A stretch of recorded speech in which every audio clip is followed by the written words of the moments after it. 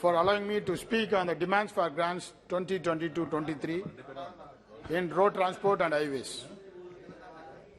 Budget is naturally called statement of accounts, that is, amount of revenue to be generated and the amount for expenditure. But the budget for 2022 and 23 does not speak anything about this. It is just an echo of the government's tilt towards the corporates and the big business houses. It gives a heavy motivation to the private sector and neglects the middle class and social sectors. Sir, at the time when India suffered the COVID pandemic, all sectors of people were affected. The unorganized sector was the worst hit, which had led to huge unemployment.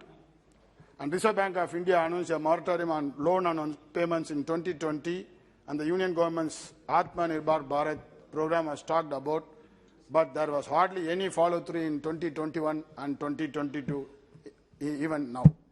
The budget has laid, of course, a foundation for large investments in infrastructure to flow under public-private partnership. But roads and highways are dependent on the states for making available the land, and the states have not been taken into confidence and consideration. Several state-led projects were not being supported by the union government. Hikes have been announced in capital expenditure as well as push on the expansion of the national highway network by adding 25,000 kilometers to it. The finance minister also announced the Gati Shakti master plan for infrastructure development and a master plan for expressways to boost economic growth for next financial year. Regarding the allocation of road transport and highways in the budget, it is mentioned that PM Gati Shakti master plan for expressway will be formulated in 2022-23. The national highways network will be expanded by 25,000 kilometers in 2022-23. The Ministry of Road Transport and Highways formulates and administers policies for road transport and transport research. It is also involved with the construction and maintenance of the national highways through the National Highways Authority of India, NHAI, and the National Highways and Infrastructure Development Corporation Limited. In 2022-23, the Ministry of Road Transport and Highways has been allocated nearly Rs 68,000 crore more than the revised expenditure in 2021-22. As of November 2021, NHAI total debt stood at Rs 3.38 lakh crore, which is nearly 150% more than the allocation to NHAI in 2022-23. In the budget speech in 2020-21, the Finance Minister made several announcements for the road sector, including awarding 8,500 kilometers and constructing another 11,000 kilometers of NH corridors, but never mentioned how many has been completed till now. In her budget speech in 2020-22, the Finance Minister announced that March the NH network will be expanded by 25,000 kilometers. Our Honorable Chief Minister of Tamil Nadu, Thalapathy Mkstalin, has requested the Union Government for declaring 8 state roads, that is Thiruvannamalai, Kallakurichi, Valliyur, Tiruchendur, Kollegal, Harur, Hillas, Palar, Dharapuram, Arcadu, Dindivanam, Mettupalayam to Bhavani, Avinashi to Mettupalayam, and Bhavani to Karur as national highways. As approval have already been accorded in principle, has been granted by Road Transport and Highways Ministry. Proposals for declaration of these roads have been presented to Minister of Road Transport on 6th December 2018, but formal notification for the declaration of these roads as national highways are yet to be issued. I request the Minister to approve this immediately, sir. I wish to bring a very important issue regarding incomplete four-way national highway NH79 track between Ulundurpet and Salem, which is in my Kallakurichi constituency. This national highway project, estimated at a cost of 941 crores, was started in July 2008 and has been completed in 2013 September.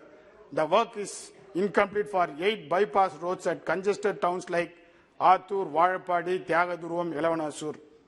Sir, due to the delay in completion of this NH4, daily accidents are taking place. More than 800 people lost their life in past 10 years. I have raised this issue several times in this August House, but nothing has been happening till now. Sir, at this moment of the great tragedy, I want to press for an early completion of the 4-way national highway lying incomplete for more than 10 years. Union government says it is very keen in developing infrastructure of the country. National highway connecting Salem and Chennai via Ulundurpet and Veluppuram is very vital as it facilitates large number of small-scale, medium-scale industries existing in Salem, Namakkal, Kadalur and Veluppuram. Sir, I also draw your kind attention that the proposed Salem-Chennai 8-way green fast track will put farmers to lots of hardships. There is already 3 national highway connecting Salem to Chennai. NH48 and NH2 goes from Chennai via Kanchipuram, Krishnagiri, Dharmaburi to Salem, and the distance is 357 kilometers. And it is already a 6-way track. So it would be a better idea if all the three tracks or any of them could be upgraded and extended to facilitate the fast track from Salem to Chennai. So I request the Honourable Minister for Road Transport and Highways to abandon the Salem-Chennai 8-way track. Sir, another disturbing news is increase of toll gates. The Union government is set to install 6 new toll gates in Tamil Nadu, 2 toll gates each one on Vellore, Tirunamala, Viluppuram stage of NH 234, Kadalur, Virudhachalam, Salem section NH 532, Avinashi and Avinashi-Palayam section NH 381, Perambalur, Tanjavur section NH 226E to have 1 gate each. Sir, increase of more toll gates will increase transportation cost, which will again affect the common man, causing hardships on local residents. Naga has already hiked toll gate fee by 4% to 21%, which leads to rise in prices of essential commodities and also affect the transportation of raw materials across the state. So the Union budget 2020-23 is hugely disappointing, mainly to Tamil Nadu, as it has not provided the pending GST compensation and also not sanctioned funds for schemes and relief for meeting losses incurred during the recent floods in Tamil Nadu. So GST due for Tamil Nadu is around 16,728 crores and rupees 8,997 crores is still pending under the National Disaster Relief Fund. There is also no funding for Tamil Nadu government's project proposals, which clearly shows partiality towards non-BJP ruling states. Our Honorable Chief Minister, Mkstalin, has met the Prime Minister with written many letters and stressed the Union government regarding this frequently, but the Union government has not responded favorably. Then, sir, finally, through you, I request the government should speed up the national highways NH79 road connecting Salem and Ulundurpet, lying unfinished for several years, and other pending projects in Kallakurichi, and the demands for upgrading of 8 roads as national highways and release the pending GST dues as requested by our Honorable Chief Minister. And I conclude with the words of my leader and Honorable Chief Minister. நாங்கள் எங்கள் நிலைப்பாட்டில் இருந்து விலக மாட்டோம். நாங்கள் எங்கள் மாநில உரிமைகளை விட்டுக் கொடுக்க மாட்டோம். எந்த சவாலையும் எதிர்கொள்வோம். I would like to translate this in English. We will not budge from our stand. We will not cede our state's right, and we will face any challenge. Thank you, sir. Thank you.